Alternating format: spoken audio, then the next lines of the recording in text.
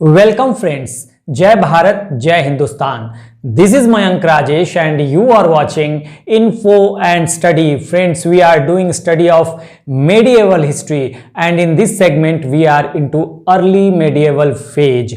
देखिए इस early medieval phase में आज का हमारा जो टॉपिक है वो है कश्मीर का उत्पल वंश और यशकर वंश। इन दो वंशों को हम पढ़ने वाले हैं। कश्मीर के दो महत्वपूर्ण वंश उत्पल वंश और यशकर वंश। इसके पहले पिछला वीडियो जब हमने कश्मीर पे किया था तो उसमें हमने खत्म किया था कारकोटा वंश को। ठीक है, तो कश्मीर के बारे में हमें आज इंफॉर्मेशन आगे बढ़ाना है जो हमने पिछले वीडियो में शुरू किया था कारकोटा वंश से, कारकोटा डायनेस्टी से। और देखिए कश्मीर में हमें चार डायनेस्टीज को पढ़ना है। K stands for Karkota, U stands for Utpal जो कि आज हम पढ़ेंगे, ठीक है। वाई स्टैंड्स फॉर यशकर डायनेस्टी या यशकर वंश जो कि आज हम पढ़ेंगे और नेक्स्ट वीडियो में हम कश्मीर को खत्म करेंगे लोहार वंश के साथ। एल स्टैंड्स फॉर लोहार डायनेस्टी या लोहार वंश। तो इन चारों डायनेस्टी को हमें पढ़ना है और कारकोटा वंश को हम खत्म कर चुके हैं पिछले वीडियो में। लेकिन इसके पहले मैं बताऊं आपको कि जब हमने मेडाइवल हिस्ट्री की शुरुआत की थी, मैं बार बार हर वीडियो में आपको बताते रहता हूं ताकि आपका सीक्वेंस बना रहे, इतिहास का क्रम बना रहे और कॉन्सेप्ट बना रहे कि जब भी हम मेडिएवल हिस्ट्री की बात करते हैं, M stands for medieval history, तो जब भी हम इस मेडिएवल हिस्ट्री की बात करते हैं यानी मध्यकालीन भारत की बात करते हैं तो हम सुविधा की दृष्टि से पढ़ने के लिए उसे अर्ली और लेटर फेज में बांट देते हैं। अर्ली फेज में अभी हम हैं, अर्ली यानी पूर्व मध्यकाल, लेटर यानी बाद वाला जो मेन मध्यकाल है, ठीक है। तो अभी हम अर्ली मेडिएवल फेज में हैं और यहां पर भी हमने तीन भागों में इसको बांटा है।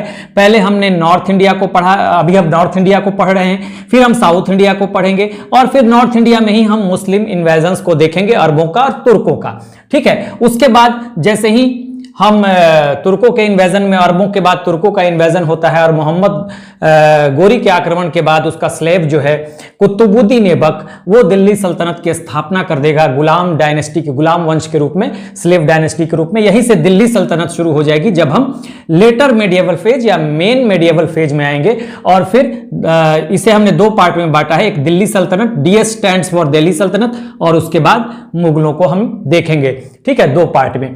तो अभी हमने शुरू जब किया है तो हम अर्ली मेडिएवल फेज में हैं और यहीं पे नॉर्थ इंडिया में सबसे पहले हमने बताया था कि हर्षवर्धन के बाद की क्या स्थिति हुई थी। सबसे पहले जो आप देखेंगे कि हर्षवर्धन के समय से ही कन्नौज जो है अब पॉलिटिकल सेंटर स्टेज बन गया था। हाँ, पाटलिपुत्र की जगह कन्नौज, पहले पाटलिपुत्र और मगध। हाँ, मगध महाजनपद सब 16 महाजनपदों में सबसे स्ट्रॉन्ग महाजनपद के रूप में उभरा था 6th सेंचुरी बीसी में।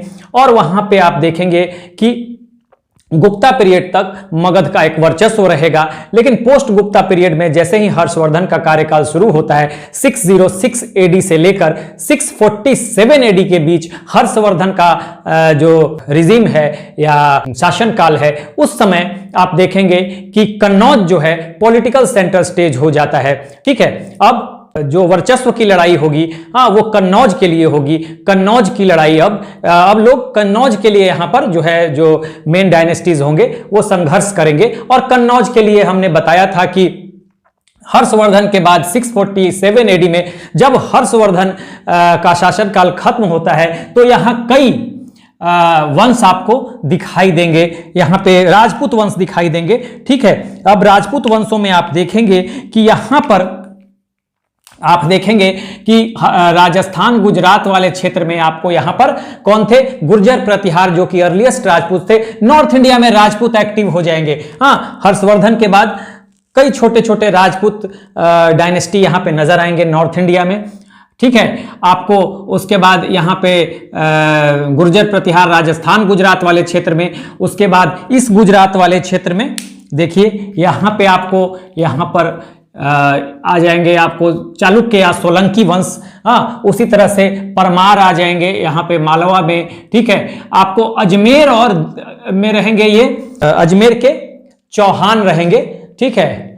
तोमर और चौहान, बेसिकली चौहान रहेंगे जो कि बाद में दिल्ली तक जाएंगे, ठीक है, यहां पर अजमेर से, ठीक है। मेवाड़ में यहां पर सिसोदिया वंश होगा, ठीक है। उसी तरह से देखेंगे बुंदेलखंड में कौन होगा, बुंदेलखंड या जेजाज भुक्ति में चंदेल वंश होगा, ठीक है।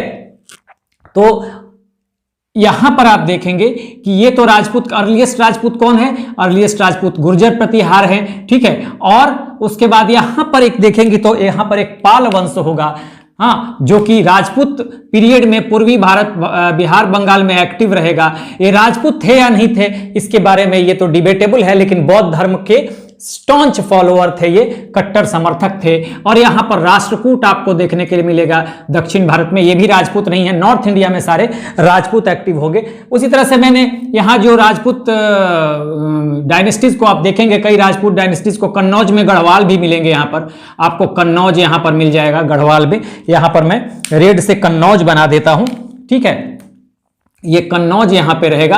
और आप देखेंगे कि इसी कन्नौज के लिए 3 शक्तियां भिड़ेंगी, गुर्जर प्रतिहार, ये पाल, और इधर से दक्षिण से राष्ट्रकूटा। तो इन तीनों को हमने त्रिपक्षीय संघर्ष, या हमने क्या देखा था, ट्राइपार्टाइट स्ट्रगल, हमने यहीं पे देखा था। यहीं पे हमने सारे राजपूत वंशों को देख लिया था, पालों को भी हमने पढ़ा था। पाल राजपूत थे या नहीं थे, मैं बार बार कहता हूं, ये डिबेटेबल है, लेकिन राजपूत पीरियड में ये एक्टिव हैं, तो हमने पालों को भी पढ़ लिया था। तो इन सारे राजपूत वंशों को जो भी यहां नॉर्थ इंडिया में एक्टिव है, उनको हमने देख लिया था, ठीक है। ट्राइपार्टाइट स्ट्रगल भी देखा हमने कन्नौज के लिए, इस कन्नौज के लिए, क्योंकि कन्नौज पॉलिटिकल सेंटर स्टेज में है अब, ठीक है, ये सब देख लिया।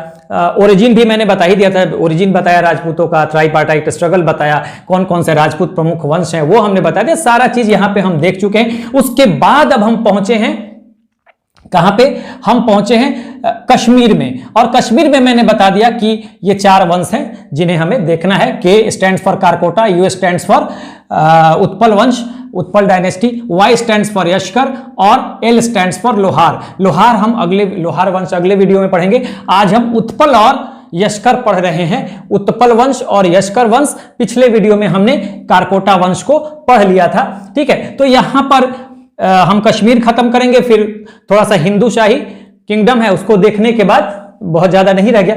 नेक्स्ट वीडियो में लोहार वंश, उसके बाद कश्मीर, आपको हिंदू शाही वंश यहां पर अफगानिस्तान और ये इसके बीच में, भारत के बीच में आएगा, क्योंकि उसको जानना जरूरी है। आगे जब आप अरबों का और तुर्कों का आक्रमण पढ़ेंगे तो थोड़ा आपका कॉन्सेप्ट हो जाएगा, ठीक है, इस मुस्लिम इन्वेजन के समय। तो ये हम देखेंगे। उसके बाद मैंने बताया था कि साउथ इंडिया में हमें, देखिए, राष्ट्रकूटाज जो है, हाँ, और आपको साउथ इंडिया में राष्ट्रकूटों को पढ़ेंगे, हालांकि राष्ट्रकूटों की भूमिका यहां भी है। तो ये हम एंशियंट हिस्ट्री में पढ़ लेंगे। साउथ इंडिया के एंशियंट हिस्ट्री में पढ़ रहे हैं हम, तो यहां नहीं पढ़ेंगे, राष्ट्रकूटों को वहां पढ़ रहे हैं। हाँ, प्राचीन इतिहास पढ़ रहे हैं जब हम दक्षिण भारत का, वहां हम राष्ट्रकूटों को पढ़ रहे हैं, पल्लवों को पढ़ रहे हैं, ठीक है, वातापी के चालुक्य, कल्याणी के चालुक्य, सबको हम पढ़ रहे हैं। तो वो सब वहां पढ़ लेंगे तो आपको समझ में आ जाएगा। यहां पर जैसे ही खत्म होगा नॉर्थ इंडिया, साउथ इंडिया में सबसे इंपॉर्टेंट जो है वो हम मेडिएवल पीरियड के चोलों को पढ़ेंगे। अभी तक हमने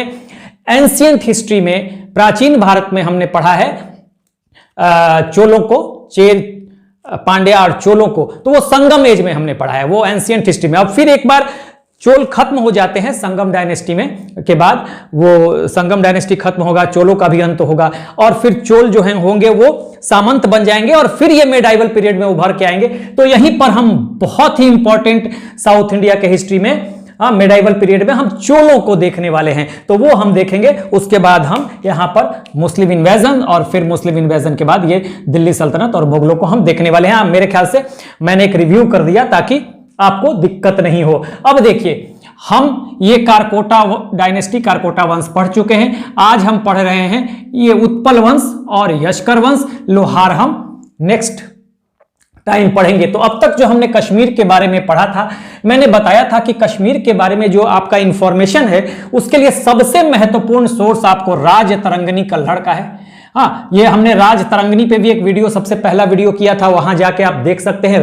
मेडिएवल हिस्ट्री की जो रेगुलर वीडियोस वाला प्लेलिस्ट है वहां पे आपको मिल जाएगा, ठीक है। तो राज तरंगिणी देखिए, मैंने ग्रीन पे बड़ा ये सर्कल बनाया है ग्रीन से, इसका मतलब ये सबसे महत्वपूर्ण सोर्स राज तरंगिणी है, और हमने राज तरंगिणी पे एक वीडियो भी कर लिया है, तो वहां पे जाके आप डिटेल देख सकते हैं। उसके अलावा वृहत कथा मंजरी क्षेमेंद्र का और कथा सरित सागर सोमदेव का। इससे भी कश्मीर के बारे में जानकारी मिलती है। लेकिन सबसे महत्वपूर्ण ये है, हाँ ये आपको याद जरूर रखना है, कहीं आपको मिलाने के लिए दे दे या डायरेक्ट सवाल बना देता है कई बार एग्जाम में, तो उसके लिए आपको ये याद रखना जरूरी है। लेकिन अगर पूछ दे कि सबसे महत्वपूर्ण सोर्स क्या है, हाँ सबसे महत्वपूर्ण स्रोत या मोस्ट इंपॉर्टेंट सोर्स जो है to get information about Kashmir, then you will say the Rajtarangini of कल्हड़।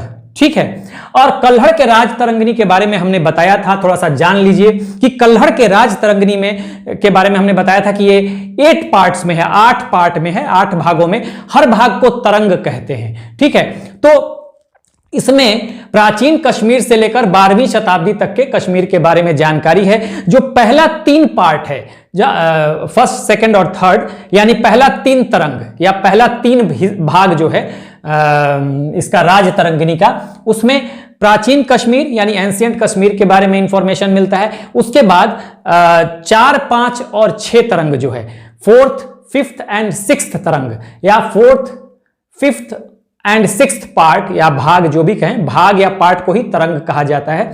तो वहां पे 2 वंश हैं जिसके बारे में जानकारी है, कारकोटा वंश और उत्पल वंश के बारे में। ठीक है, और 7 और 8, चूंकि 8 पार्ट में है राज तरंगिणी, तो 7th एंड 8th पार्ट में आपको जानकारी है लोहार वंश के बारे में। देखिए ये जो यशकर वंश है, बहुत कम किताबों में इसकी जानकारी है। ठीक है, बाकी 3 वंशों की जानकारी आपको हर जगह मिलेगी, कारकोटा, उत्पल और लोहार, इसके बारे में बहुत कम जानकारी है। लेकिन एक सीक्वेंस बनाने के लिए मैं इसकी भी जानकारी, आपको एक ही शासक को पढ़ना है, यहां पे थोड़ा सा जानना है तो हम जान लेंगे। तो सबसे पहले हम देखने वाले हैं कश्मीर के उत्पल वंश को, कारकोटा वंश हम देख चुके हैं। ठीक है, कारकोटा वंश हम देख चुके हैं। अब यहां पर देखिए, मैंने अभी अभी बताया कि इंफॉर्मेशन जो है उत्पल वंश के बारे में राज तरंगिणी से मिलता है, कल्हड़ का राज तरंगिणी। ठीक है, और पार्ट 4 to 6 में इसकी जानकारी है। इसमें 2 वंश हैं, उत्पल वंश और कारकोटा वंश। ठीक है, तो ये हम पढ़ चुके हैं। पार्ट 4, 5, 6, इसी पार्ट या भाग को तरंग भी कहते हैं, अभी अभी मैंने बताया।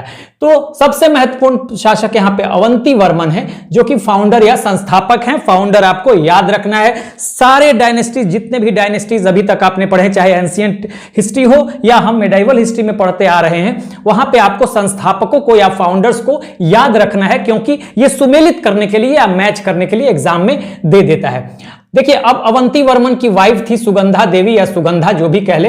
हाँ, इन्होंने टेम्पररी रूल किया था इनके मरने के बाद। ठीक है, after the death of Avanti Varman, देखिए यहां पर लिखा हुआ है, अवंती वर्मन वाइफ जो है Sugandha Devi ruled temporarily after the death of, Avanti Varman के डेथ के बाद कुछ दिनों तक इन्होंने शासन किया था। लेकिन इनको मेन शासक के रूप में नहीं रखते, हाँ कुछ दिनों तक ये शासक रही थी इनके मरने के बाद, जो कि आगे हम जानकारी ले लेंगे। अच्छा, ये पब्लिक फेयर का काम बहुत ज्यादा करते थे अवंती वर्मन जो है। हम पढ़ रहे हैं किसको? अवंती वर्मन को, ध्यान रखिए, पब्लिक वेलफेयर का काम ये बहुत ज्यादा कर रहे हैं। ठीक है, इन्होंने कैनाल्स यानी कि नहरें बहुत सारी बनवाई एट झेलम या वितास्ता आप कहेंगे। हाँ, यहीं पे आपको इंडस रिवर, इंडस, उसके बाद इंडस, झेलम, चेनाब सब यहीं पे है। हमने सिंधु घाटी सभ्यता पढ़ा था, सबको पढ़ा था यहीं पे आपको झेलम नदी को ही वितास्ता नदी भी कहा जाता था, पुराना नाम वितास्ता है। ठीक है, तो झेलम या वितास्ता पर इन्होंने कैनाल्स या आप नहरें बहुत सारी बनवाई थी। और किसकी मदद से? देखिए, एक इंजीनियर थे। ठीक है, इंजीनियर को हिंदी में अभियंता बोलते हैं, हिंदी वालों के लिए इंजीनियर थे। उनको खुया या खुया, जो भी आप कह लें, कहीं खुया मिलेगा, कहीं हाँ खुया मिलेगा, तो इन्हीं की मदद से इन्होंने ये नहरें बनवाई थी, कहीं आ जाए अगर एग्जाम में। ठीक है, आपको फाउंडर याद रखना है। ठीक है, उसके बाद किस नदी पर बनवाया था इन्होंने नहरें बनवाई? तो झेलम या वितास्ता आप याद रखिएगा। इन्होंने शासन जो किया, रूल किया, उसमें मदद ली, एक मिनिस्टर हैं सूर्य, उनकी मदद ली। तो ये इंपॉर्टेंट है कि किसकी मदद से इन्होंने शासन किया, तो सूर्य का नाम आपको याद रखना चाहिए। इन्होंने कुछ शहर बसाए, फाउंडेड सिटीज या टाउन्स।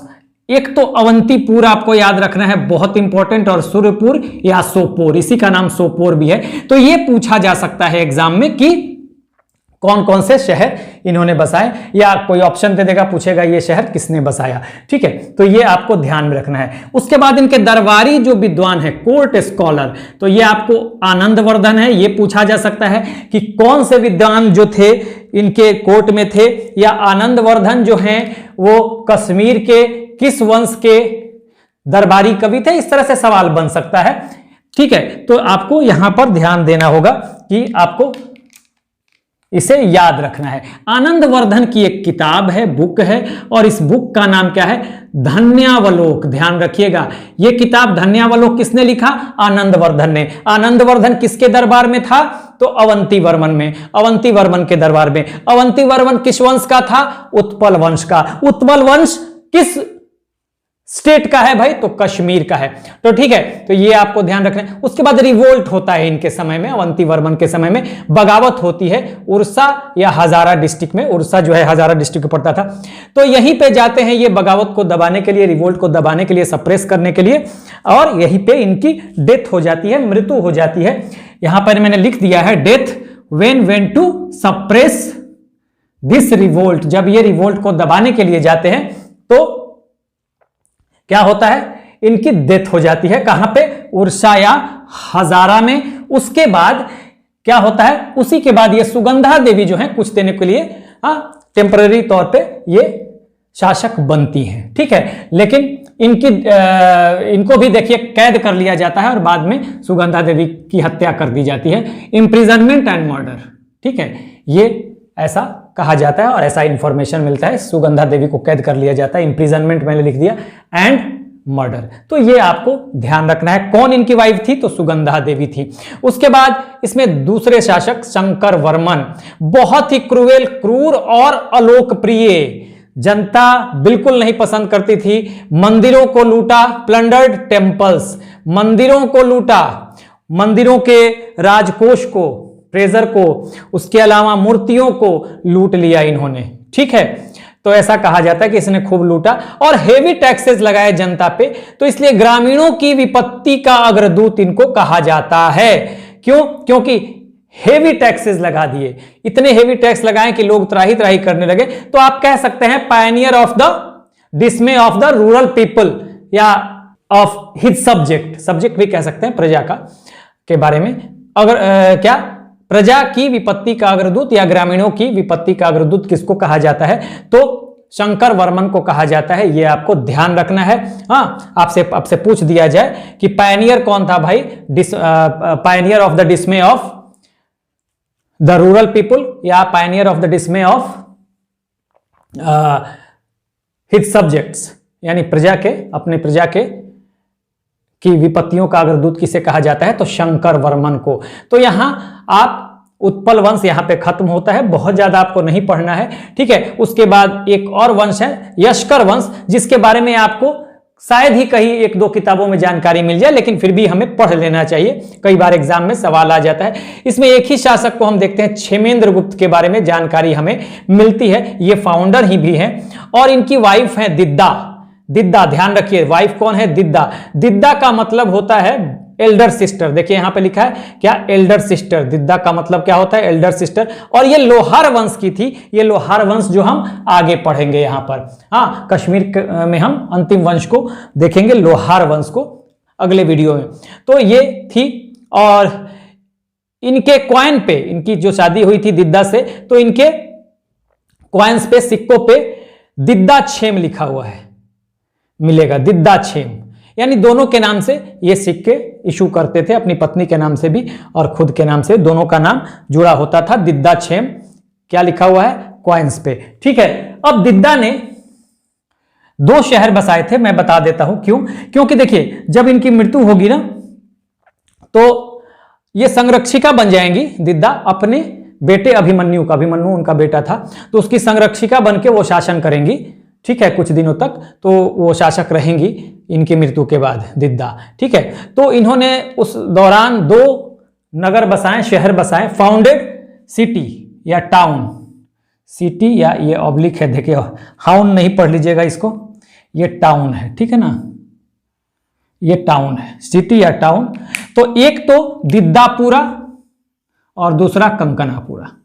तो ये आपको ध्यान रखना है। तो हमने क्या क्या देख लिया यहां पर, हमने 2 वंशों को पढ़ा, ठीक है। आपको जो याद रखना है कश्मीर के बारे में इंफॉर्मेशन के सोर्स कौन कौन से हैं, तो राजतरंगिणी कल्हड़ का जो सबसे महत्वपूर्ण सोर्स है, और क्षेमेंद्र ने कौन सी बुक लिखी भाई, बृहत कथा मंजरी, इससे भी जानकारी मिलती है। सोमदेव ने कौन सा लिखा, कथा सरित सागर, ठीक है। अगर हम उत्पल वंश की बात करें तो इसके बारे में इंफॉर्मेशन राजतरंगिणी के भाग 4 से लेकर 6 तक में इसकी जानकारी मिलती है। देखिए उत्पल वंश और कारकोट वंश दोनों की जानकारी इसी भाग में दिया हुआ है। फाउंडर कौन है उत्पल वंश का, तो अवंती वर्मन। इसकी वाइफ का नाम सुगंधा देवी। हाँ, इसने कुछ दिनों तक शासन किया इनके मरने के बाद, जिनको कि कैद कर दिया गया, फिर हत्या कर दी गई इनके वाइफ की। पब्लिक वेलफेयर का काम बहुत देखते थे, बहुत सारी नहरें बनवाई, कैनाल्स। किस नदी पे नहरें बनवाई, तो झेलम और वितास्ता थे। तो पूछ दिया जाएगा कि उत्पल वंश का कौन सा शासक था जिसने झेलम या वितास्ता पे नहरों का निर्माण करवाया, तो अवंती वर्मन। किसके हेल्प से, तो इंजीनियर था। कौन सा इंजीनियर था, खुय या खुय, ठीक है। उसके बाद इन्होंने शासन चलाया किस मिनिस्टर की मदद से, तो सूर्य की मदद से आ जाएगा। सूर्य नामक मंत्री की मदद से। उत्पल वंश का कौन सा ऐसा शासक था जिसने शासन चलाया, तो अवंती वर्मन, ठीक है। कौन कौन सी सिटी इन्होंने फाउंड की भाई, हाँ, तो अवंतीपुर या सूर्यपुर। पूछ दिया जाएगा कि अवंतीपुर और सूर्यपुर को बसाने वाला शासक कौन सा था, तो अवंती वर्मन। किस वंश का था, उत्पल वंश का। उत्पल वंश किस राज्य से संबंधित है, तो कश्मीर से। हाँ, उड़ीसा में किसके समय जो है वो रिवोल्ट हुआ या बगावत हुआ, तो अवंती वर्मन के समय, ठीक है। तो ये आपको जब ये दबाने गए वहां पे रिवोल्ट को सप्रेस करने, वहीं पे मारे गए।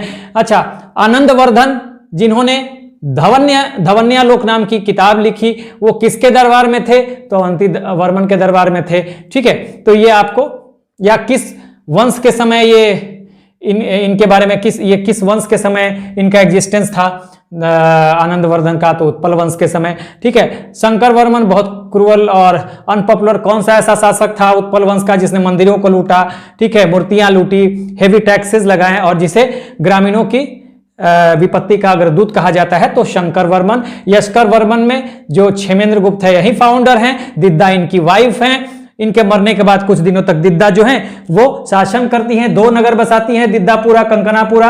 ये आपको ध्यान रखना है। दिद्दा किस वंश की थी, लोहार वंश की, जो कि हम आगे पढ़ेंगे, ये लोहार वंश, ठीक है। और दिद्दा का मतलब क्या होता है, एल्डर सिस्टर। क्षेमेंद्र गुप्त के सिक्कों पर क्या लिखा हुआ मिलता है, दिद्दा क्षेम लिखा हुआ मिलेगा। अपनी वाइफ और अपने दोनों के नाम से ये कॉइन्स जो है ये इशू करते हैं। तो इस तरह से हमने आज कश्मीर का उत्पल वंश और यशकर वंश देख लिया। इसके बाद हम लास्ट देखेंगे अगले वीडियो में लोहार वंश को, और फिर हम हिंदू शाही वंश को देखेंगे, और एक और हो सकता है कालचूड़ी को देखना पड़े तो देख लेंगे। और उसके बाद सीधा हम आ जाएंगे चोल वंश, मेडिएवल चोल या इंपेरियल चोलास, जो हमें पढ़ना है, बहुत इंपॉर्टेंट। तो यहां पे साउथ इंडिया वाले पार्ट में आ जाएंगे। तो पहले आप एक बार ले लें screenshot. So this is the end of the video. Do like, share and subscribe. Take care. Keep smiling. Jai Hind.